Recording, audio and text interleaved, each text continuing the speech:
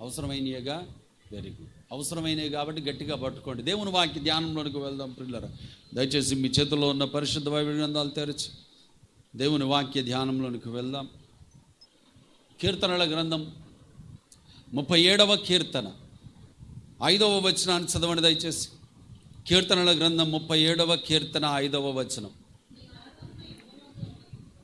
దయచేసి అందరూ తీసి చూడాలని మనవి చేస్తున్నాం. నీ మార్గములు యెహోవాకు అప్పగింపుము, నీవు ఆయనను నమ్ముకొనుము, ఆయన నీ కార్యము నెరవేర్చును. దయచేసి నేను చెబుతాను, దాన్ని అండర్లైన్ చేసుకొని ఒకటని వేసుకోండి. అప్పగింపుము అండర్లైన్ చేసుకొని ఒకటి వేసుకోండి. నమ్ముకొనుము అండర్లైన్ చేసి 2 వేసుకోండి. నెరవేర్చును అండర్లైన్ చేసి 3 వేసుకోండి. లేచిలో పడదామా? చిన్న ప్రార్థన చేసుకొని పరిశుద్ధాత్మ దేవుని సహాయంతో వాక్య ధ్యానంలోనికి వెళ్ళిపోదాం ప్రియులారా. హల్లెలూయా. Thank you Jesus. యేసయ్యా నీ ఘననామానికి వందనాలు ప్రభువా, స్తోత్రాలు దేవా. ప్రేమగల మా మహాపరిశుద్ధ తండ్రి, అద్భుతకరుడా, మా యేసుక్రీస్తు తండ్రి అయిన దేవా, నీ పరిశుద్ధ మందిరములో అయ్యా నీ మాటలు ప్రభువా మేము ధ్యానము చేయడానికి ఇష్టపడుతున్నాము తండ్రి. అయ్యా నీ మాటల వలన మాకు నూతన బలము, నూతన జీవము, నూతన ప్రోత్సాహము ప్రభువా.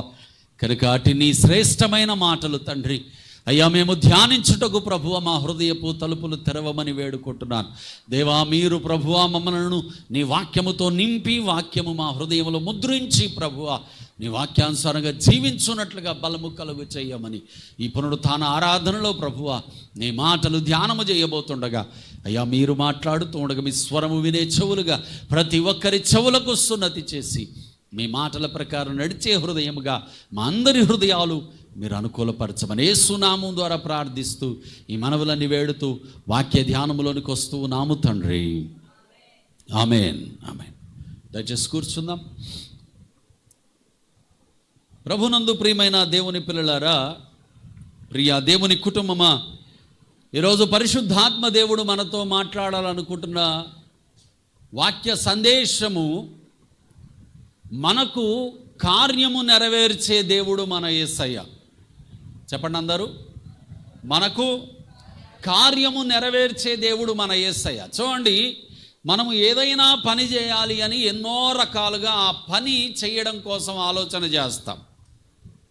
సిద్ధపరచుకోవాల్సిన వాటి గురించి ఆలోచన చేస్తాం, క్రమము గురించి ఆలోచన చేస్తాం, ఆ పని ఎలాగ చేయాలో కూడా ప్రణాళికలు వేసుకుంటాం. ఆ పని విషయంలో ఎవరెవరు మనకు సహాయము చేయాలో కూడా మనము ఆలోచన చేస్తాం. ఎన్నో ఆలోచనలు చేసి ఒక పని మొత్తానికైతే మనం ప్రారంభిస్తాము, కానీ మనం అనుకున్న ముగింపు ఆ పని మనకిస్తుందో లేదో మనకు తెలియదు. మనము ఊహించినంత గొప్పగా ఆ పని ముగుస్తుందో లేదో కూడా మనకు తెలియదు. మన ప్రణాళికలు, మన ఆలోచనలు, మన ఉద్దేశాలు అన్నీ కూడా చివరికి ఎలాగుంటాయో కూడా మనకు తెలియదు. కానీ ఇప్పుడు మనం చదువుకున్న లేఖన భాగంలో చూడండి, దేవుడు మాట్లాడుతున్నాడు ప్రియులరా, నీ కార్యము నేను నెరవేరుస్తాను.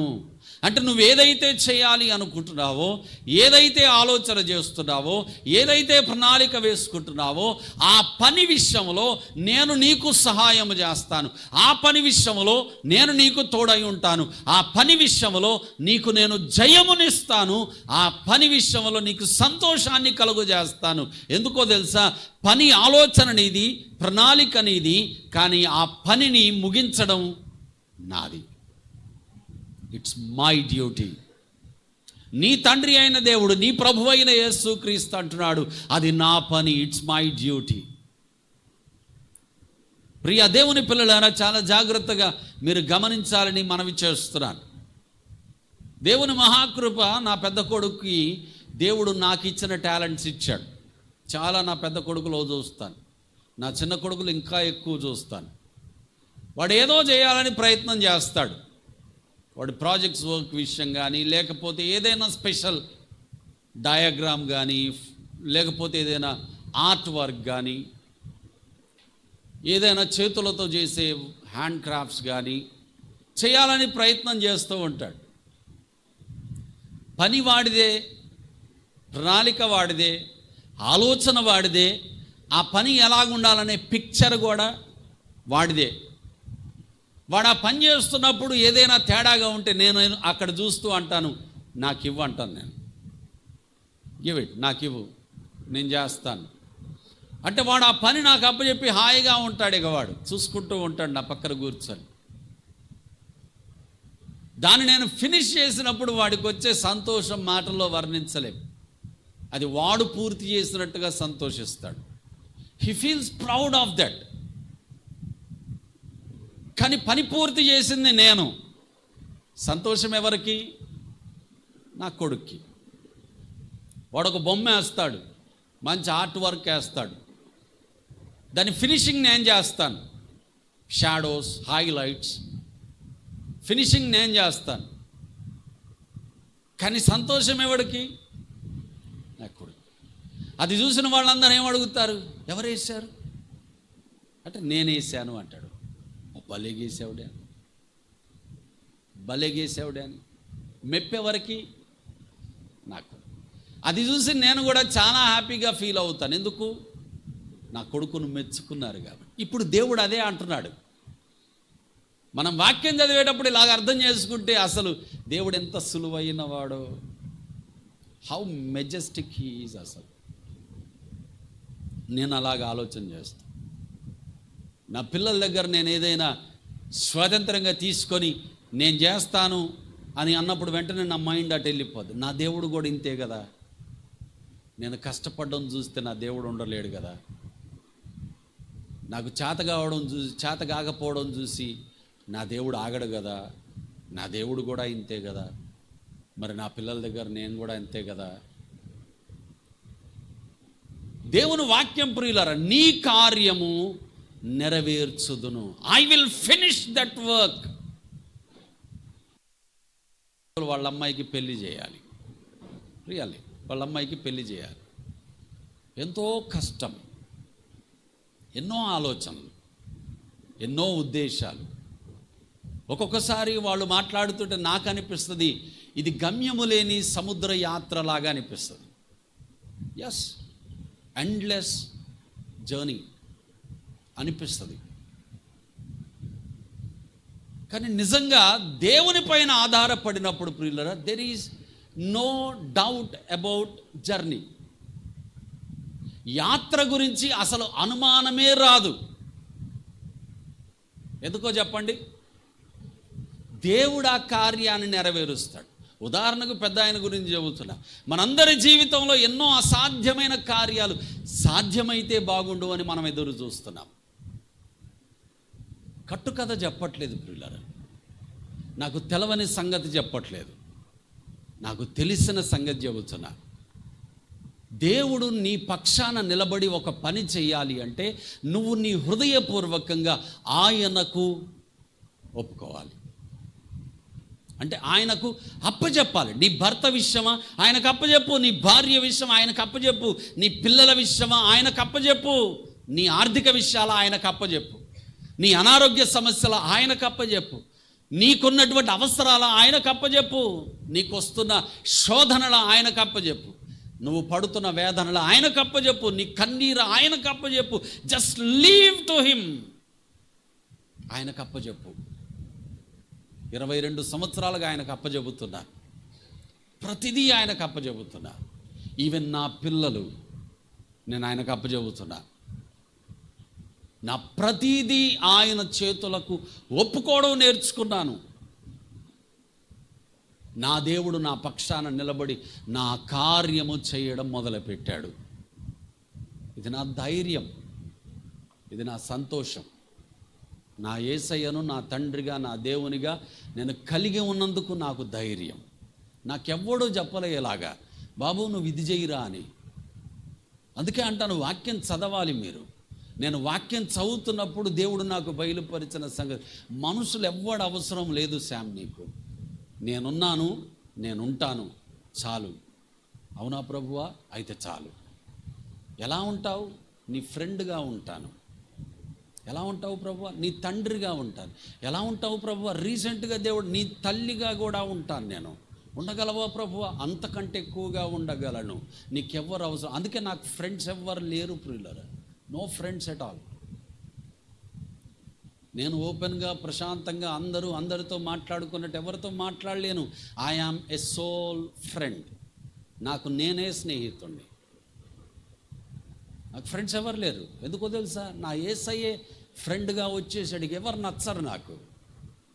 మాట్లాడితే అవునా, ఓకే, బాగున్నావా, ఓకే, ఏం బాధ, ప్రేయర్ చేయాలా, ఓకే, మీ సమస్య ఇదా, ఓకే, చెబుతారా, ఒక గంట చెప్పండి, వింటా, ఓకే, ఒక ఫ్రెండ్ లాగా వింటా. కానీ నాకు ఫ్రెండ్ అంటే నా యేసయ్యే, నా స్నేహితుడు అంటే నా యేసయ్యే. ఎందుకు అంటే ఆయన నా కార్యము సఫలం చేసే దేవుడు. ఈరోజు అదే దేవుడు నీతో మాట్లాడుతున్నాడు. No matter how many strongs are ahead of you, నీ ముందు ఎన్ని అలలు బలంగా ఉవ్వెత్తున ఎగసి పడనీగాక, నీ యేసయ్య నీ పక్షాన నిలబడినప్పుడు మిక్కిలి నిమ్మలపరచగలడు, మిక్కిలి సమాధానపరచగలడు. నువ్వు చేయాల్సింది ఏమీ లేదు. ఆయన దగ్గర ఒప్పుకో. అలా ఒప్పుకున్నప్పుడు యుద్ధము చేసే దేవుడు ప్రియులారా. నువ్వు కత్తి పట్టవు, నువ్వు ఒకరిని నీ మాటతో గాయపరచవు, కానీ నీ పక్షాన యుద్ధం చేస్తాడు దేవుడు.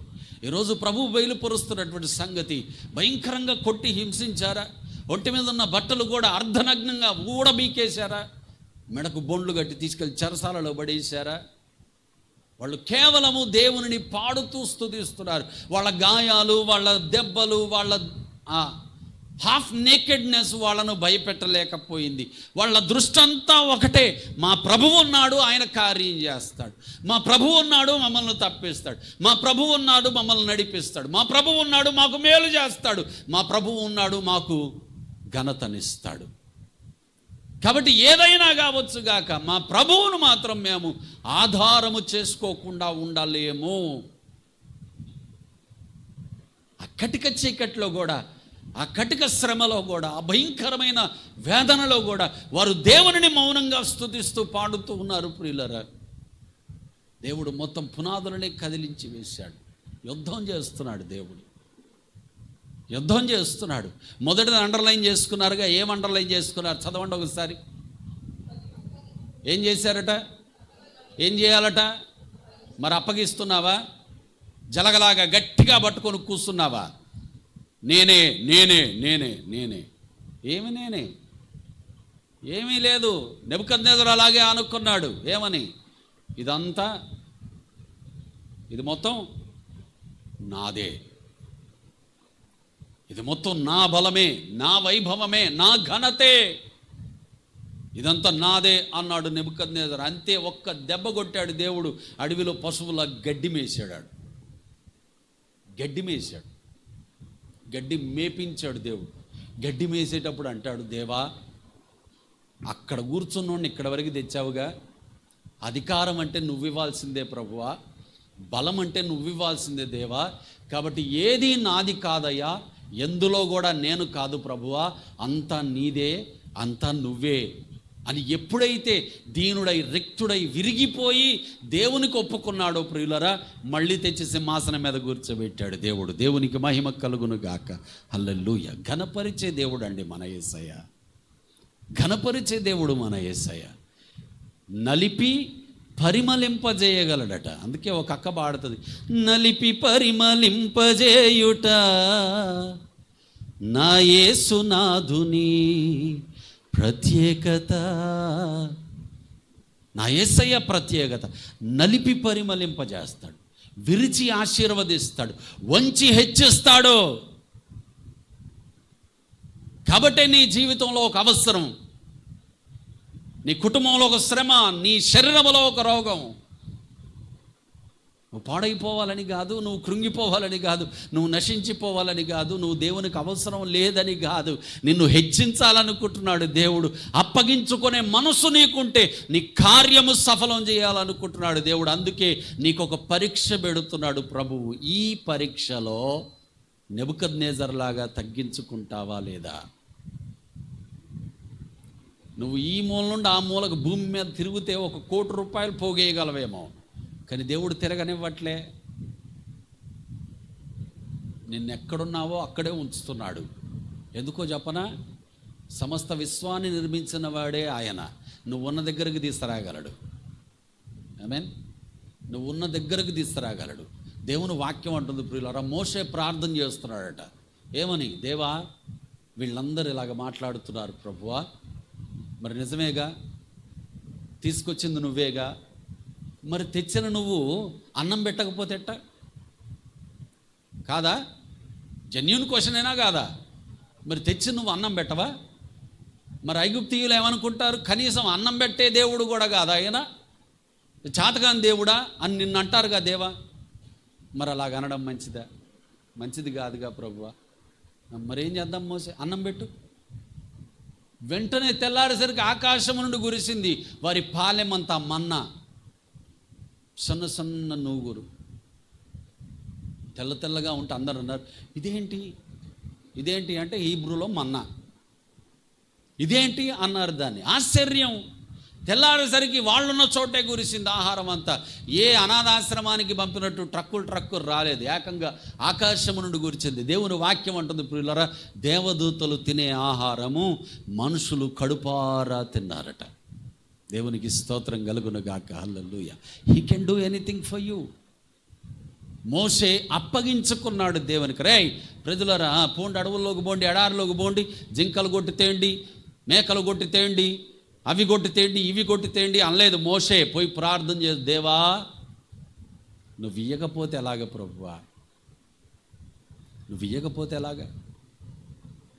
40 సంవత్సరాలు 40 years వాళ్ళకు విత్తనం వేయలేదు, ఒక భూమి దున్నలేదు, ఒక పంట కోయలేదు, ఒక కొట్టు కట్టుకోలేదు. 40 సంవత్సరాలు 3 పూటల సమృద్ధిగా తినగా మిగిలే అంతగా ఇచ్చి దేవుడు పోషించాడు ప్రియులరా. దేవునికి మహిమ కలుగునుగాక. హల్లెలూయా. అలాగా నువ్వు దేవునికి అప్పగించుకుంటే నీకు 10, నీకు 20, నీ జీవితమే తలక్రిందులు అయిపోవాలా? నీ పరిస్థితులు మారిపోవాలా? నువ్వు అడిగి ఊహించిన దానికంటే నీ ప్రభువు ఎక్కువ చేస్తాడు. చదవండి దయచేసి ఎఫెసీయులకు రాసిన పత్రిక 3వ అధ్యాయం 21వ వచనం. ఎఫెసీయులకు రాసిన పత్రిక 3వ అధ్యాయం 21వ వచనం. ఇంతసేపు చేయొద్దు. మనలో కార్యసాధకమైన తన శక్తిని బట్టి, ఆ మాటలు అండర్లైన్ చేసుకోండి. మనం అడుగు వాటన్నిటికంటేను, ఊహించు వాటన్నిటికంటేను అత్యధికముగా చెయ్య శక్తి గల దేవునికి క్రీస్తు యేసు మూలముగా సంఘములో తరతరములు సదాకాలము మహిమ చెల్లునుగాక. దేవునికే మహిమ కలుగునుగాక. హల్లెలూయా. నా ప్రభు అయిన యేసు క్రీస్తు ప్రియులరా, నువ్వు అడిగిన దానికంటే, నువ్వు ఊహించిన దానికంటే అత్యధికంగా చెయ్య శక్తి కలిగిన దేవుడు గనుక ఆయన అంటున్న మాట మొదటిది ఏంటది? మొదటి మాట ఏంటి? ఏం అండర్లైన్ చేసుకున్నారు మీరు? ఏం చేయాలి? చెప్పాలి గట్టిగా. అవసరతలో ఉన్నవాళ్ళు చెప్పాలి గట్టిగా. ఏం చేయాలి? అప్పగించాలి. రెండోది ఏం అండర్లైన్ చేసుకున్నారు? నమ్ముకోవాలి. చెప్పండి అందరూ. నమ్ముకోవాలి. You need to trust him. నమ్ముకోవాలి. నువ్వు నమ్మిన దానిని బట్టి నీకు కార్యము జరుగుతుందని లేఖనం మాట్లాడుతుంది ప్రియులారా. What you believe shall become your miracle. నువ్వేదైతే నమ్ముతావో అది నీకు ఒక అద్భుతంగా మారుతుంది. అది ప్రభు అయిన యేసుక్రీస్తుని బట్టి మారుతుంది. అందుకే ఒకరోజు ఒక తండ్రి అపోస్తలుల దగ్గరకు వచ్చాడు, సేవకుల దగ్గరికి వచ్చి సేవకుల దగ్గర అంటున్నాడు, అయ్యా నా కుటుంబంలో, నా పిల్లోన్లో ఈ కష్టం ఉంది. ఏ కష్టం ఉంది? వాడిని దెయ్యం పట్టింది, వాడిని అక్కడ ఇక్కడ పడేస్తుంది. ఎప్పటి నుండి? చిన్నప్పటి నుండి. ఏం చేయాలి ఇప్పుడు? మీరు కొద్దిగా ప్రార్థన చేయరా అంటే వెంటనే పేతురు అన్నాడు, ఎందుకు చెయ్యము? మరి చెయ్యి. పేతురు ముందుకెళ్ళి చెయ్యి జాపాడు, దెయ్యం పోలే. పేతురు ప్రార్థన చేస్తే దెయ్యం పోలేదని యోహాను గారు బయలుదేరారు. యోహాను గారు చేశాడు, దెయ్యం పోలే. ఇలాగ ఒకళ్ళ తర్వాత ఒకడు పోటీలు పడ్డారు. మొత్తం 12 మంది. చివరికి యోధా కూడా చెయ్యేశాడు, దెయ్యం బాలే. 12 మంది చెయ్యేసినా దెయ్యం బాలేదు. ప్రియుల తండ్రికి ఎలా ఉంటుంది చెప్పండి? వీళ్ళంతా డాబుగాళ్ళే, ఇళ్ళల్లో ఏమీ లేదు అనుకున్నాడు కూడా అలాగే. ఇదంతా కాని పని, ఇదంతా ఒక బూటకం, అవసరం లేదనుకున్నాడు. వెళ్ళిపోయే ముందు బుర్రకు తట్టింది ఒక అసలోడు ఉన్నాడుగా. ఆమేన్. వీళ్ళంతా ఆయన వెనక తిరిగేవాళ్లే, అసలోడున్నాడుగా, ఆయన దగ్గరికి వెళ్ళి అడుగుదాం ఒకసారి.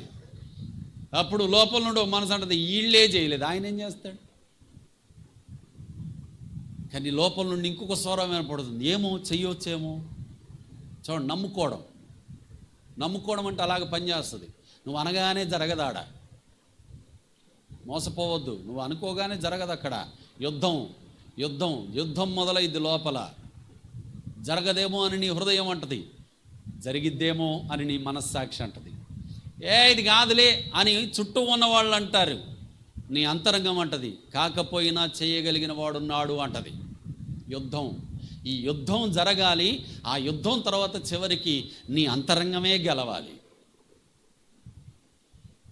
అయినా సరే ఎన్ని జరగదు అన్న ప్రభావాలున్నా సరే, నా యేసే మార్గము కాబట్టి ఒక మార్గం ఆయన తెరుస్తాడు, చూపిస్తాడు.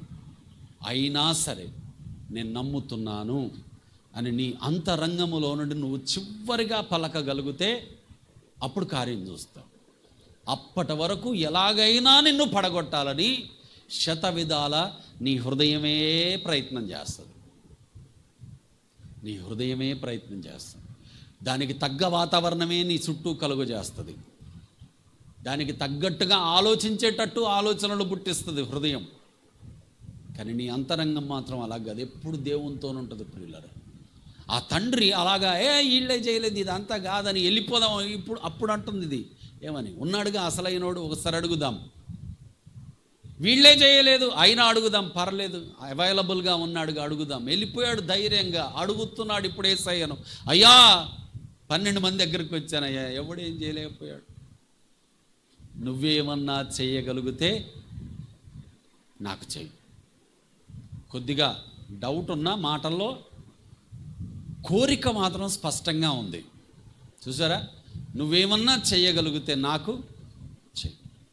నేనిది చేయగలనని నువ్వు నమ్ముతున్నావా? దేవునికి మహిమ కలుగునుగా. కాలలు నమ్మే వచ్చాడుగా, మళ్ళీ నమ్ముతున్నావా అని అడగడం ఎందుకు? మరి అడుగుతాడు యేసయ్య, ఒట్టికి చేస్తాడా కార్యం అలాంటిది. మరి నేనిది చేయగలనని నీవు నమ్ముతున్నావా? అప్పుడు వెంటనే తండ్రి అన్న సమాధానం అద్భుతం. అబ్బా, మోసగాడు కాదా తండ్రి, యథార్థమైన హృదయం. ఏమన్నాడు తెలుసా? నాలో అపనమ్మకము రాకుండా ఉండాలంటే నువ్వు కార్యం చేస్తావని నేను నమ్ముతున్నాను. నాలో అపనమ్మకం ఉండకుండా. చాలామంది ఆత్మీయులు ఎట్టుంటారో తెలుసా? అసలు వాళ్ళకి అపనమ్మకమే లేనట్టుంటారు. అంత మోసం, వేషధారణది. అపనమ్మకం రాకపోతే నువ్వు దేవుణ్ణి నమ్మినట్టట కాదు. అపనమ్మకం వస్తుంది, నమ్మొద్దు అనే స్వరం వినపడుతూ ఉంటుంది. అయినా సరే నువ్వు చెప్పాలి, దేవా ఇన్ని ఆలోచనల మధ్యలో కూడా నీ దగ్గరికి వచ్చానయ్యా, నేను అటు జారిపోకుండా నన్ను గట్టిగా పట్టుకొని నాకు కార్యం చేయి ప్రభువా. నేను అడుగుతాను అలాగా, మొహమాటం లేదు, అందులో భయము లేదు. నేను అడుగుతాను అలాగా. నాకు చాలా డిస్కరేజ్మెంట్స్ ఉన్నాయి ప్రభువా, అయినా సరే నువ్వు చేయగలవని వచ్చానయ్యా. నీ మందిరంలో ఉన్నాను ప్రభువా, నాకు ఈ ఒక్క కార్యం తొందరగా చేసి నన్ను నీలో స్థిరపరచుకో ప్రభువా. నన్ను జారిపోనివ్వకు ప్రభువా. నేను మనిషిని గడ్డి పువ్వు లాంటి ఉండయ్యా, పడిపోతాను ప్రభువా, జారిపోతాను, మట్టి లాంటి ఉండయ్యా, దూరం అయిపోతాను ప్రభువా. నన్ను పోనియవుగా, నువ్వు పట్టుకో, నాకు కార్యం చేయి. చేస్తాడు యేసయ్య, చేశాడు యేసయ్య. ఎన్ని అద్భుతాలు చేశాడో, ఇంకా చేస్తాడు. నేను నమ్ముతున్నాను. మరి నువ్వు నమ్ముతున్నావా? నమ్మిన నీవు ఎటువైపు అడుగులేస్తున్నావు? నమ్మిన నీవు నీ యేసయ్య వైపు అడుగులేయాలి కానీ లోకం వైపు ఎందుకు పరుగెత్తుతున్నావు? నువ్వు ఆయన నమ్మావు, నెమ్మదిగా ఉండు, ప్రశాంతంగా ఉండు. ఎందుకు టెన్షన్ పడుతున్నావు? ఎందుకు హృదయాన్ని కలవరానికి గురి చేసుకుంటున్నావు? చాలామంది నమ్ముతారు, ఏడుస్తారు. నమ్ముతారు, టెన్షన్ పడుతూ ఉంటారు. నమ్ముతారు, అయిద్దో లేదో. ఏంది అయిద్దో లేదో? నువ్వు అడిగింది ఎవరిని అసలు? మనిషినా? నువ్వు అడిగింది అదృశ్య రూపుడైన నీ యేసయ్యను. మళ్ళీ అవుద్దో లేదో ఏంటి? నమ్ముతున్నాను అన్నావు, సైలెంట్గా ఉండరాదు? చేస్తాడుగా. చేసినప్పుడు చూడు, ఎగురు గంతేయి, వేసేలాగా చేస్తాడు ఆయన. అందుకే మలాకి గ్రంథం చివరి అధ్యాయంలో లేఖనం మాట్లాడుతుంది, లేగ దూడల వలె గంతులు వేయుదురు, you will dance like a calf. లేక దూడ వలె గంతులు వేయుదురు, అలాగ చేస్తాడు యేసయ్య కార్యం. ఎన్నిసార్లు వేసానో అలాగా. డ్యాన్స్ రాదు నాకు, కానీ ఎగిరాను గట్టిగా. ఎందుకు? నా దేవుడు చేసిన కార్యాలు అలాంటి. నీ జీవితంలో కూడా చేయగలడు. నమ్మిన నీవేం చేయాలో తెలుసా? చదువు లేఖన భాగాన్ని, ఫిలిప్పీయులకు రాసిన పత్రిక 4వ అధ్యాయం 5వ వచనం. ఫిలిప్పీయులకు రాసిన పత్రిక 4వ అధ్యాయం 5వ వచనం. నా బార్ రింగ్ అవుతుందా? ఫిలిప్పీయులకు రాసిన పత్రిక 4వ అధ్యాయం 5వ వచనం. మొదట ఏముండాలి? నమ్మినప్పుడు ఏముండాలండి? చెప్పాలి గట్టిగా. ఏముండాలి? చెప్పరు? తెలుగులోనేగా ఉంది, ఆడ చెప్పండి తెలుగులో. ఏముండాలి? సహనం ఉండాలి. రాసుకోండి, అండర్లైన్ చేసుకోండి. మీ సహనము అని ఉంది కదా, అండర్లైన్ చేసుకొని పైన వేసుకోండి, యారో మార్క్ పెట్టుకొని, ఇది నాకు కావాలి. ఫిలిప్పీలకు రాసిన పత్రిక 4వ అధ్యాయం 5వ పేజ్ నెంబర్ చెప్పండి దయచేసి. అమ్మా 180 పేజ్ నెంబర్. మీ సహనమును సకల జనుల ఎదుట తెలియబడనీయుడి. రెండోది, ప్రభువు నువ్వు ఏదైతే దేవుని దగ్గర అడుగుతూ నమ్ముతున్నావో, నువ్వు అడుగుతున్న నీ ప్రభువు ఎక్కడో లేడట. ఎక్కడున్నాడు? సమీపముగా ఉన్నాడు. అది నమ్మాలి ముందు నువ్వు. ఆమేన్. అది నమ్మాలి నువ్వు. ఆయన నీకు సమీపముగా ఉన్న దేవుడు. అందుకే 4వ అధ్యాయము ద్వితీయోపదేశ కాండము 5వ వచనం నుండి మోషే మాట్లాడుతూ అంటాడు, 7వ వచనం వచ్చేసరికి, మనము ప్రార్థన చేసినప్పుడు మన దేవుడు మనకు సమీపముగా ఉన్నట్టు మరి ఏ జనమునకు ఏ దేవుడు సమీపముగా ఉండును?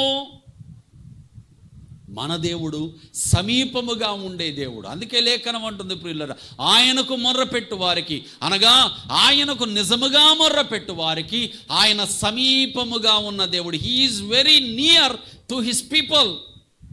ఆయన సమీపముగా ఉన్న దేవుడు. నా పిల్లలు ఏదైనా అడుగుతుంటే, ఏదైనా చేస్తుంటే దగ్గరగా కాన్సన్ట్రేటెడ్గా వింటాను నేను. వీళ్ళు ఏం అడుగుతున్నారు నన్ను, ఎందుకు?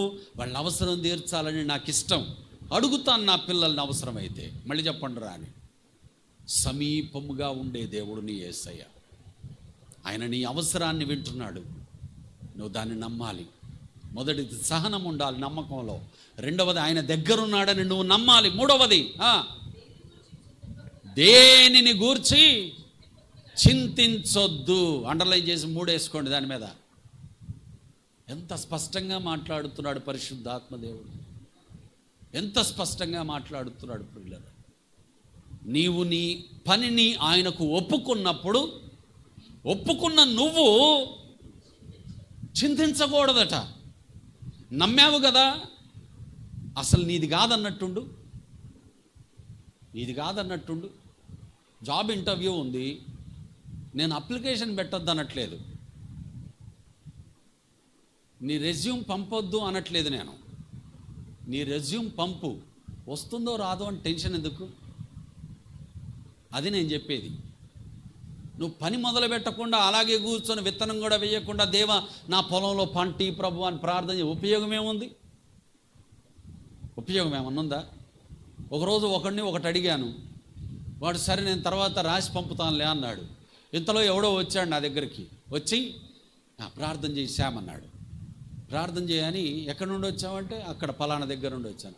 అవునా, ఏం చేసావు? పలానాది పంపించారు. ఓ, నేను అడిగిందే పంపించారేమోనని చెప్పి వాడు చేతిలో చేయగానే కాగితం ఉంది.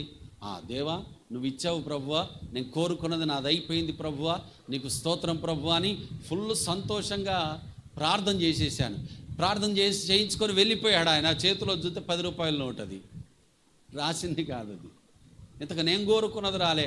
10 రూపాయల నోడు. ఇంత వేర్రోడ్ని అయిపోయింది నేను.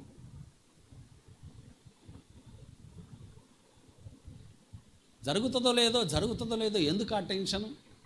ఇలాంటి తొందరపాటు తత్తరపాట్లే వస్తాయి. టెన్షన్ ఏమొద్దు, అదే దేవుని వాక్యం అంటుంది. అందరు టెన్షన్ సావని మనకెందుకు?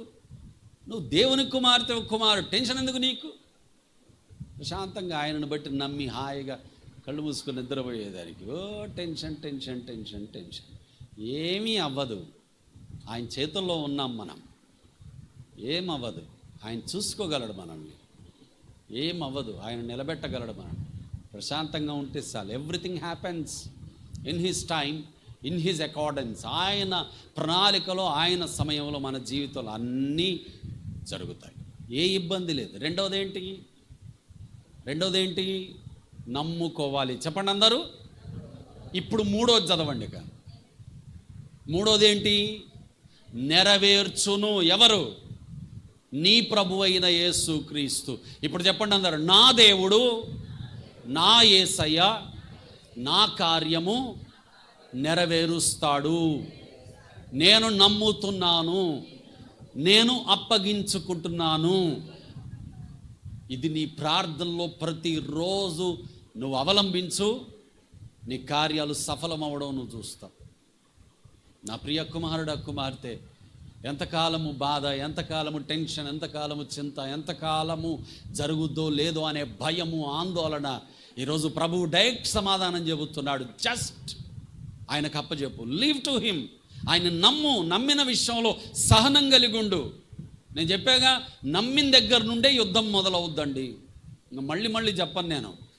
ఈ యుద్ధంలోనే నీకు కావాల్సింది సహనం, పేషెన్స్. సహనం కావాలి. రెండవది ఏంటి? సహనం తర్వాత